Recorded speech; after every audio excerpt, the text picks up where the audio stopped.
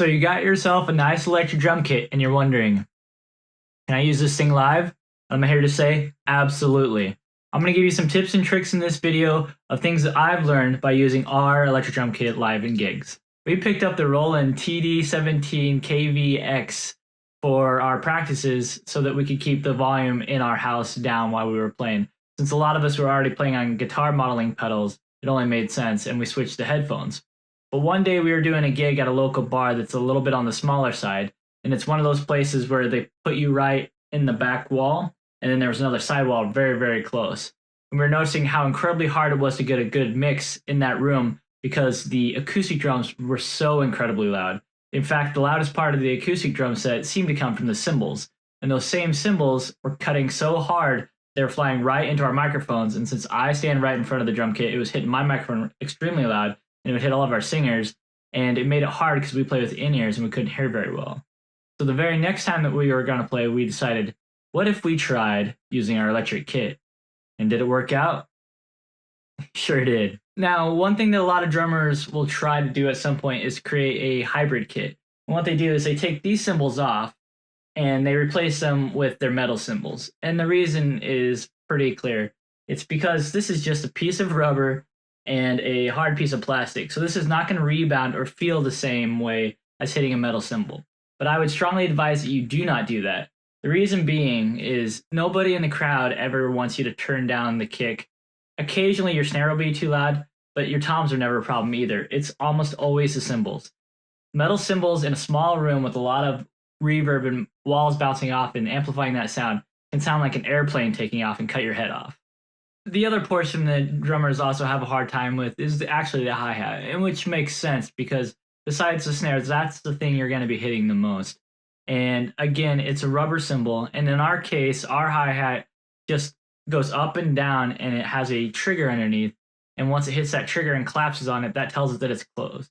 Now, occasionally we have to step on that fairly hard to get the sound, and there's not a lot of variance. Roland not too long ago just released a new version of this cymbal, which is actually two plates together like an actual hi-hat system, and they open and close, and it takes way less pressure, and they have way more dynamics, and they're much more fun to play. Another fun feature of electric kits is oftentimes you can take less gear as a drummer. Like if you take our set, for example, it has the mesh pads which rebounds quite nicely, but it also has a zone around the rim of each one of the drums, and you can set those up to be different things like finger snaps, cowbell, wood bell, wood block, whatever you want. All right, now that we got that out of the way, how do we actually use these things live? Well, in our case with our TD17, we unfortunately didn't have enough money to buy the top of the line, which is the TD50, and currently it's the TD50X. What's nice about the TD50X is it has outputs so you can run to the mixer or the front of house for every single element. So you can run each cymbal, each pad, the kick, whatever you like, coming out to the front of the house. The reason you would want this is because in a live scenario, anybody running sound is going to want to mix your drums, even though they're professionally mixed prior, they want to mix them to the sound of the room. So they might need to EQ your kick, for example, or they may just want to raise the volume of individual pieces to their taste. Unfortunately, the kit that we could afford that was in our budget only has 2 outs. So now what do you do? Well, what's kind of cool is you can go inside the system and you can actually pan. So what we have done is most of the time what they want to adjust is the kick, because that's what most people are dancing to and that drives the beat. So what we've done is we pan the kick all the way to the left channel and then everything else to the right channel. That way we can send those 2 lines out and you'll have kick on one and everything else on the other.